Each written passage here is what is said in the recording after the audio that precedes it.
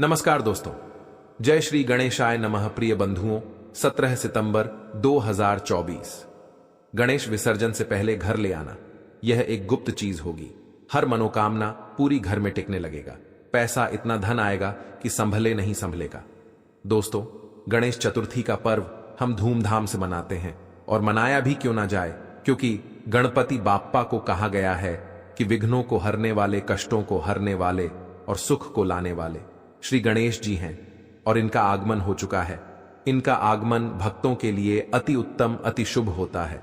ऐसी मान्यता शास्त्रों में कि यदि घर में किसी प्रकार की समस्या है या फिर किसी मनोकामना की पूर्ति के लिए आप गणेश स्थापना करते हैं, पूजन करते हैं, तो निश्चित रूप से वह कामना गणेश जी पूर्ण करते हैं। शास्त्रों की मान्यता ऐसी है कि भाद्रपद की चतुर्थी को गणेश जी को लाया जाता है और अनंत चतुर्दशी को इनका विसर्जन किया जाता है। इस बीच की तिथियों में गणेश जी की पूजा आराधना बड़ी धूमधाम से की जाती है। इनको दूर्वा अर्पित की जाती है, मोदक आदि का भोग लगाया जाता है। दोनों समय की विशेष पूजा आरती की जाती है और अंत में अनंत चतुर्दशी के दिन इनका विसर्जन किया जाता है। शास्त्रों में ऐसी मान्यता है कि गणेश जी को अपने घर में लाकर विधिवत उनका पूजन और सेवा करने से हमारी मनोकामनाएं पूर्ण होती हैं। तो विद्या बुद्धि के दाता श्री श्री गणेश जी का आगमन होने जा रहा है। दोस्तों, इनको लाने का जो विशेष समय होता है या फिर इनको स्थापित करने का विशेष समय होता है, वह दोपहर का समय होता है। कारण यह है कि इनका जन्म हुआ था दोपहर के समय, तो इसीलिए यह उत्सव दोपहर में ही मनाया जाता है। विशेषकर स्थापना जो होती है वह दोपहर में ही होती है। गणेश जी की मूर्ति से जुड़ी बहुत सारी कुछ बातें हैं जो कि जानना अत्यंत आवश्यक है। वैसे तो हम बिल्कुल नहीं कहेंगे कि कोई भी गणेश जी की मूर्ति अशुभ होती है। हाँ, उसके मायने, उसके कारण बदल जाते हैं, क्योंकि जैसे हमारे शास्त्रों की मान है कि बहुत बड़ी मूर्ति की पूजा सेवा हम अपने घर में नहीं कर सकते, तो ऐसा बिल्कुल मतलब नहीं है कि आपके घर पर रखी हुई बड़ी मूर्ति अशुभ है। हाँ, अशुभ इसलिए है कि आपने उसके बराबर उसकी सेवा पूजा नहीं कि। आगे बढ़ने से पहले आपसे रिक्वेस्ट करते हैं कि अगर आप भी अपने जीवन में भगवान गणेश की कृपा पाना चाहते हैं तो इस वीडियो को लाइक करके कमेंट में जय श्री गणेश लिखना ना भूलिए। दोस्तों, वैसे गणेश जी की मूर्ति में भी कुछ बातें ध्यान रखनी चाहिए। यदि आप गणेश जी की मूर्ति को लाने जा रहे हैं तो एक चीज का ध्यान रखें कि मूर्ति किस चीज की ला रहे हैं। यह भी आपकी कामनाओं के ऊपर आधारित है। सबसे शुभ जो मूर्ति होती है, श्रेष्ठ मूर्ति होती है, वह सफेद आग की झड़ से जो गणेश जी निकलते हैं, जिन्हें श्वेता गणेश बोला जाता है, वह मूर्ति सबसे शुभ होती है। तो यदि इस प्रकार के गणेश जी को आप अपने घर में लाते हैं तो रिद्धि सिद्ध लक्ष्मी या फिर किसी भी कामना के लिए आप लेकर आए।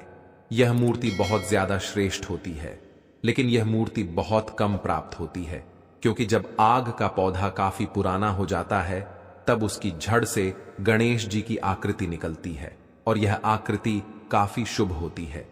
कहा जाता है कि धन के स्थान पर यदि इनको स्थापित कर दिया जाए तो जीवन में चाहे कितनी भी पीढ़ी दर पीढ़ी आपकी जो संतानें हैं वह बढ़ती चली जाए, लेकिन उनको धन की कमी कभी नहीं होती है।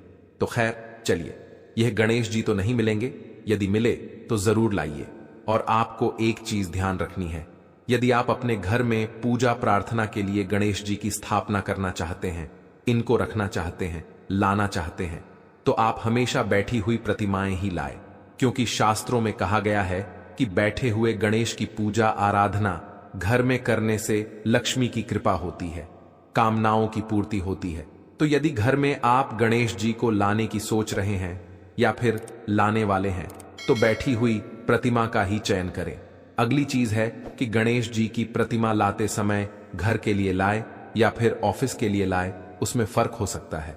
आपको बताना चाहेंगे कि यदि आप अपने ऑफिस, दुकान या फिर अपने प्रतिष्ठान में ला करके इनका पूजन आराधना करके विसर्जन करना चाहते हैं तो ऐसे में आप खड़े गणेश की प्रतिमा भी ला सकते हैं। कहा जाता है कि इससे व्यापार दिन दुगनी रात चौगुनी पड़ता है। यदि कोई कला वर्ग के विद्यार्थी है, यानी कि नृत्य, गायन इत्यादि के, तो वे खड़े गणेश जी की प्रतिमा लाकर पूजन विसर्जन कर सकते हैं। बस घर में जो आपको प्रतिमा लानी है वह बैठे हुए गणेश की प्रतिमा लानी है, यह ध्यान रखें। प्रतिमा लाते समय एक चीज का ध्यान आपको और रखना है, घर में प्रतिमा लाते समय आपको वाममुखी गणेश जी ही लाने हैं। वाममुखी का अर्थ हुआ बाएं की तरफ मुड़ी हुई सूंड वाले गणेश की प्रतिमा, यह घर के लिए ज्यादा शुभ होती है। अब दाहिनी तरफ जब मूर्ति की सूंड होती है, उस मूर्ति के लिए पूजा और सेवा की अधिक आवश्यकता होती है। इसलिए कहा जाता है कि गणेश जी की प्रतिमा हमेशा वामुखी होनी चाहिए, यानी बाई तरफ सूंड जिनकी घूमी हुई हो वही गणेश शुभ होते हैं हमारे घर के लिए। अन्यथा जो दाई तरफ सूंड वाले गणेश होते हैं वह जल्दी रुष्ट होते हैं। यदि हमसे कोई भूल हो जाए तो रुष्ट होते हैं। अभी इसका अर्थ आप यह बिल्कुल ना समझे कि गणेश की प्रतिमा किसी के लिए कल्याणकारी नहीं होती है। ठीक वही बात जो कि हमने आपको उदाहरण से समझाई कि बड़ी मूर्ति भी श्रेष्ठ होती है, लेकिन हम घर में नहीं रख सकते क्योंकि हम उनकी उचित पूजा सेवा आराधना नहीं कर सकते। उसी तरह जो दाएं तरफ सूंड वाले गणेश जी होते हैं, उनको अत्यधिक सेवा प्रार्थना की जरूरत होती है, जो कि हमसे नहीं हो पाती है। तो इसलिए एक नियम बनाया गया है कि गृहस्थ धर्म योद्धा करना चाहिए, फिर विसर्जन करना चाहिए। जैसा कि आप सभी जानते हैं कि प्लास्टर ऑफ पेरिस की मूर्तियां उतनी श्रेष्ठ नहीं होती हैं, और यदि आप मिट्टी के गणेश जी लाते हैं, पूजन करते हैं, विसर्जन करते हैं, तो यह ज्यादा श्रेष्ठ होता है। यदि आपको इस तरह की गणेश की प्रतिमा मिले तो अधिक श्रेष्ठ है। अब बात करते हैं रंग की, किस रंग के गणेश जी की प्रतिमा लाना आपको बहुत शुभ होगा। तो देखिए, केसरिया रंग के गणेश की प्रतिमा लाते हैं तो सर्व सुखदायक केसरिया रंग के गणेश होते हैं। दूसरी चीज, हरे के रंग के गणेश की प्रतिमा भी रखी जाती है। अलग अलग कामनाओं के लिए अलग अलग तरह के गणेश की प्रतिमा रखी जाती है। यदि आप संतान प्राप्ति के लिए गणेश जी की प्रतिमा लाना चाहते हैं, उनका पूजन विसर्जन करना चाहते हैं, तो गणेश जी का जो बाल रूप है वैसे ही प्रतिमा लाकर के पूजन कर अनंत चतुर्दशी के दिन इनकी विदाई करें, इनका जल में विसर्जन करें। इस बात का ध्यान रखें। और यदि आप घर में मूर्ति रखना चाहते हैं तो बहुत छोटी सी 3 इंच से छोटी मूर्ति घर में लाकर के घर के मंदिर में स्थापित कर सकते हैं, तो आप ऐसा ही करें। अब बात करेंगे स्थापना की। आपको एक चीज और बता दें कि कई लोगों के प्रश्न आते हैं कि गणेश जी की प्रतिमा 6 तारीख को हम ला सकते हैं या फिर 7 तारीख को लाएं, किस दिन लाना शुभ होगा। तो देखिए, गणेश जी को गणेश चतुर्थी के दिन लाना ही शुभ होगा, जो कि 7 तारीख को है। 6 तारीख को हरितालिका तीज जैसे समाप्त होगी। 7वीं तारीख को आप गणेश जी को ला सकते हैं। गणेश स्थापना का जो सबसे शुभ मुहूर्त है वह 11 बजे से प्रारंभ होकर दोपहर 1 बजे बज 8 तक है। इस बीच आप गणेश जी की प्रतिमा लाकर उनकी स्थापना कर सकते हैं। गणेश जी की स्थापना की बड़ी साधारण सी विधि है। सबसे पहले तो आप मंदिर के बाहर बैठ जाएं। मंदिर में तो बहुत सारी मूर्तियां होती हैं, लेकिन आपको मंदिर के जो देवता हैं उनसे अलग रख करके यदि आपने चौकी लगाई तो यह ज्यादा श्रेष्ठ माना जाता है, क्योंकि आपने अलग से कोई बड़ा अनुष्ठान किया है। इसलिए आपको अलग से लाल रंग का कपड़ा इसी चौकी पर बिछा करके उस पर आपने जो नई मूर्ति प्रतिमा लाई है या फिर आपके घर में जो पड़ी हुई प्रतिमा है, आप उनको भी बहुत अच्छी तरह से साफ करके, यदि धातु की प्रतिमा है तो स्नान वगैरह कराएं, और यदि फोटो है तो भी आप उसकी स्थापना कर सकते हैं। घर में पड़ी हुई मूर्ति की भी आप स्थापना पूजा कर सकते हैं, और नई मूर्ति लाते हैं तो भी आप उनकी पूजा स्थापना जरूर करें। और आपको कलश जरूर रखना है। कलश आप सभी जानते हैं, कलश में ही हम देवताओं का आवाहन करते हैं। तो कलश रखने की विधि इस प्रकार है कि नीचे चावल का अष्टदल कमल बना ले, या फिर यदि आपके घर में बहुत चूहे हैं तो चावल का ना बनाकर आप थोड़ा सा रोली और हल्दी मिलाकर के बना ले, और ओम बना ले, स्वास्तिक बना ले। उसके ऊपर कलश रखें। कलश में एक सिक्का डाल दें, हल्दी डाल दें, सुपारी डाल दें और थोड़ी सी दुर्वा डाल दें, क्योंकि यह पूजा हम गप करने वाले हैं। दुर्वा जहां होती है वहां शुभता जाती है। उसके बाद आपको क्या करना है, कलश रखने के बाद गणपति की पूजा में यदि मूर्ति धातु की है तो आप उनको स्नान कराएं, पंचामृत से स्नान कराएं, और उनको चंदन इत्यादि और धूप दीप दिखाना, जो साधारण विधि होती है, उस प्रकार आपको पूजा आराधना करनी है। अब बारी आती है गणेश जी को वस्त्र अर्पित करने की। मूर्ति आप लाए हैं, बड़ी मूर्ति है, तो आप उनके लिए कोई बड़ा सा कपड़ा, जैसे कि लाल रंग का, पीले रंग का कपड़ा लेकर आए, या फिर रेडीमेड वस्त्र भी मिलते हैं। तो जैसी आपकी क्षमता है वैसे गणेश जी को वस्त्र लाए कुछ नहीं कर सकते हैं, तो मौली धागा, जिसको हमारे शास्त्रों में वस्त्र का स्वरूप मानकर देवताओं को अर्पित किया जाता है, तो वह भी अर्पित कर सकते हैं। और अंत में गणेश जी को मोक्ष सिद्धि के लिए पान जरूर अर्पित करें, क्योंकि गणेश जी को यह विशेष प्रिय होता है। तो आप उनको पान जरूर अर्पित करें। पान में आप एक पान का पत्ता ले दो, लौंग 2 इलायची रख करके, और जब गणेश जी का पूजन हो जाए उनको भोग लगाए। भोग में आपको पता है गणेश जी को लड्डू, मोदक इत्यादि बहुत पसंद है।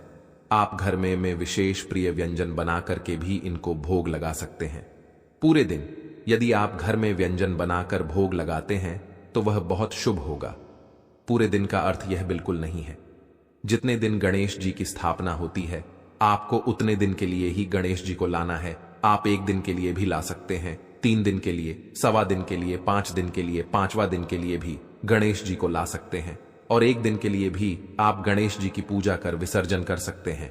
इनकी ये छोटी मूर्ति है तो आप घर में भी इन्हें रख सकते हैं। उन्हें दूर्वा की माला अर्पित करें। यदि कोई विशेष कामना है तो दूर्वा की माला जरूर अर्पित करें। जैसे कि थोड़े थोड़े दूर्वा की गांठें ले और इनको एक मोली में या फिर सफेद धागे में बांध ले और बांधकर गणेश जी को अर्पित करें। कहा जाता है कि किसी भी कामना के लिए यदि गणेश जी को 10 दिनों तक दूर्वा की मालाएं अर्पित की जाती है तो गणेश विसर्जन से पूर्व आपकी कामनाएं पूर्ण हो जाती हैं। बच्चे का मन यदि पढ़ाई में नहीं लगता तो रोज गणेश जी को भोग स्वरूप हरी से इलायची चढ़ाएं और हरी इलायची चढ़ाकर अपने बच्चे को प्रतिदिन चाय में, दूध में, किसी भी चीज में डालकर खिलाएं। इससे बच्चा कुशाग्र बुद्धि का होता है। दूसरी चीज है कि प्रसाद जब भगवान को अर्पित करें तो घर के लोगों को भी प्रसाद बांटें। अगली चीज यह भी है कि आप गणेश अथर्व शीर्ष का पाठ करें। यदि बच्चे का दिमाग पढ़ाई में कम लगता है, इधर उधर ज्यादा लगता है, तो ऐसे बच्चे से गणेश अथर्व शीर्ष का पाठ कराएं। नहीं करा सकते तो घर में सुबह सुबह गणेश जी के मंत्र, गणेश जी की आरती, गणेश अथर्व शीर्ष इत्यादि मोबाइल में या किसी चीज में चलाकर छोड़ दे। पूरे परिवार में एक भक्तिमय माहौल 10 दिनों तक बना रहना चाहिए और आप यह नहीं कर सकते हैं तो कम से कम 1 दिन तो आपको इसका पालन करना ही चाहिए। अगली चीज बता दें कि आपको गणेश जी की पूजा कर विसर्जन करने से पूर्व एक चीज और करनी है कि आपको ढेर सारी इलायची अर्पित करनी है। यदि आपके कोई कार्य नहीं बन रहे हैं तो आपको कम से कम 21 या 51 इतनी इलायची गणेश जी को अर्पित करके अपने पास रख लेनी चाहिए। जब आप किसी जरूरी काम के लिए जाते हैं तो इस इलायची को अपने पर्स में ढाल लें और बच्चे का मन पढ़ाई में नहीं लगता है या फिर कभी कभी बच्चे हमारा कहना नहीं मानते तो ऐसी स्थिति में उसी इलायची को बच्चे को प्रतिदिन खाने को दें। ऐसा करने से बच्चे की बुद्धि सुधरती है और बच्चे का सही बौद्धिक विकास होने लगता है। इस तरह के कार्य आपको करने चाहिए। बाद में आपको गणेश जी की आरती परिवार के साथ करनी चाहिए। तो उम्मीद करते हैं कि हमने सारी विधियां और सारी बातें जो आपको जाननी आवश्यक थी वह सब कुछ बताया। तो चलिए अब जान लेते हैं गणेश विसर्जन से पहले हमें घर में क्या क्या चीजें लानी है। नंबर 1, नारियल। इसे समृद्धि और शुभता का प्रतीक माना जाता है और विसर्जन के दौरान नारियल चढ़ाया जाता है। भगवान गणेश को प्रसन्न करने के लिए ताजे फल और मिठाई चढ़ाना शुभ माना जाता है। विसर्जन से पहले भगवान गणेश को पवित्र गंगा जल से स्नान कराया जाता है। यह पूजा सामग्री के रूप में आवश्यक मानी जाती है। गणेश जी को दूर्वा घास अर्पित करने से वे प्रसन्न होते हैं, इसलिए इसका विशेष महत्व है। गणेश विसर्जन से पहले पूजा के दौरान दीपक जलाना और अगरबत्ती से पूजा करना भी शुभ होता है। भगवान गणेश को ददा करते समय फूलों की माला पहनाना शुभ माना जाता है। इन सभी चीजों से भगवान गणेश को विदाई देने की परंपरा पूरी की जाती है और घर में सुख, शांति और समृद्धि की कामना की जाती है। तो चलिए अब जान लेते हैं एक बहुत ही खास चीज के बारे में। दोस्तों, अगर आप कम उम्र में ही थकान और उम्र दराज महसूस कर रहे हैं तो यह अद्भुत पौधा आपके शरीर का संपूर्ण कायाकल्प कर सकता है। यह पौधा आपके शरीर के हर हिस्से में नई ऊर्जा और ताकत भर देगा। इसका नियमित उपयोग आपके शरीर को एक नई स्फूर्ति और ताजगी प्रदान करेगा। आयुर्वेद के प्राचीन आशि मुनियों के अनुसार यह पौधा इतना शक्तिशाली है कि अकेला ही आपको 100 हाथियों जितनी ताकत दे सकता है और आपके जीवन की दिशा बदल सकता है। यह न केवल आपको अधिक शक्तिशाली बनाएगा बल्कि आपके जीवन में सुख, समृद्धि और धन वैभव भी लेकर आएगा। आज हम जिस अद्भुत पौधे के बारे में बात करने जा रहे हैं वह आपकी रातों को जादुई बना सकता है। इसके एक पत्ते का सेवन करने से ही आप इतनी ऊर्जा महसूस करेंगे कि रात भर ताजगी और ताकत बनी रहेगी। यह पौधा मर्दों के लिए एक शक्तिशाली टॉनिक है जो उनके निचले हिस्से में गर्मी और शक्ति प्रदान करता है। यकीन मानिए, आप इस पौधे को पहले नजरअंदाज करते आए होंगे, लेकिन आज इस वीडियो को देखने के बाद आप इसे कभी भी अनदेखा नहीं करेंगे। इस पौधे की विशेषताएं केवल आपकी ताकत बढ़ाने तक ही सीमित नहीं है, यह आपकी दरिद्रता को दूर कर सकता है और आपको भाग्यशाली बना सकता है। इसके नियमित उपयोग से आपके जीवन में सुख, समृद्धि का आगमन होगा और यदि कोई बीमारी आपको परेशान कर रही है तो वह भी दूर हो जाएगी। यह पौधा साधारण नहीं है, इसे भारतीय पुराणों के अनुसार हीरे के समान माना गया है। यह आपकी जिंदगी में चमत्कारी बदलाव ला सकता है, इसलिए इसे नजरअंदाज ना करें। आमतौर पर लोग इसे देखकर उखाड़कर फेंक देते हैं, लेकिन आज के बाद आप ऐसा कभी नहीं करेंगे। इस पौधे के बारे में जो जानकारी हम आपको देने जा रहे हैं वह आपको लाखों रुपए खर्च करने पर भी नहीं मिलेगी। अगर आप इस पौधे का सही ढंग से उपयोग कर लेते हैं तो आपको लाखों का फायदा बिना किसी खर्च के मिल सकता है। यदि आप आयुर्वेद में थोड़ा भी विश्वास रखते हैं तो इस बात को समझ लें कि यह पौधा प्राचीन हिंदू शास्त्रों में हीरे के रूप में वर्णित है। इसकी जड़ें एक अमूल्य खजाने के रूप में मानी जाती हैं। आप अपना पूरा जीवन भी इस पौधे के आयुर्वेदिक गुणों को समझने में लगा दें तो भी इसकी पूरी गहराई तक नहीं पहुंच पाएंगे। यह हमारी खुशकिस्मती है कि हमारे पूर्वजों और आयुर्वेद के महान गुरुओं ने इसे हमारे लिए सरल और सुलभ बनाया है। हालांकि भारत में आयुर्वेद और योग को उतनी इज्जत नहीं दी जाती जितनी विदेशों में दी जाती है, लेकिन विदेशों में लोग हमारे प्राचीन ज्ञान को अपनाकर उससे जीवन का आनंद ले रहे हैं। वहां के लोग इस तरह की आयुर्वेदिक जड़ी बूटियों और योग का पूरी तरह से उपयोग करते हैं, जबकि हम इसे अनदेखा करते हैं। इस पौधे की एक और खासियत यह है कि इसे पानी की जरूरत नहीं होती। यह पौधा खुद ही अपना रास्ता बना लेता है और उगता रहता है। अगर आप इसका सही तरीके से इस्तेमाल करते हैं तो यकीन मानिए आपके जीवन में कभी कोई बड़ा कष्ट नहीं आएगा। यह पौधा बीमारियों को दूर करता है और यदि कोई महिला संतान की समस्या से परेशान है तो उसे भी इससे संतान सुख प्राप्त हो सकता है। हिंदू पुराणों में भी इस पौधे को दिव्य शक्तियों से युक्त बताया गया है जो आपके घर में सकारात्मक ऊर्जा भर सकता है। इस पौधे का सही उपयोग आपके जीवन को बदल सकता है, इसीलिए इसे कभी नजरअंदाज ना करें और इसका लाभ उठाएं। आपके घर में अगर नकारात्मक ऊर्जा, भूत प्रेत का प्रभाव या आर्थिक समस्याएं हैं तो यह उपाय आपकी मदद कर सकता है। इस अद्भुत पौधे का नाम अतिबला है, जिसे महाबली के नाम से भी जाना जाता है, जैसा कि नाम से ही स्पष्ट होता है। इस पौधे में अद्वितीय शक्ति होती है। यह न केवल पुरुषों के शारीरिक बल को बढ़ाता है बल्कि महिलाओं को भी आनंदमय जीवन प्रदान करता है। यदि आप किसी बीमारी से पीड़ हैं और शरीर में पोषण की कमी महसूस कर रहे हैं तो आप शायद मल्टीविटामिन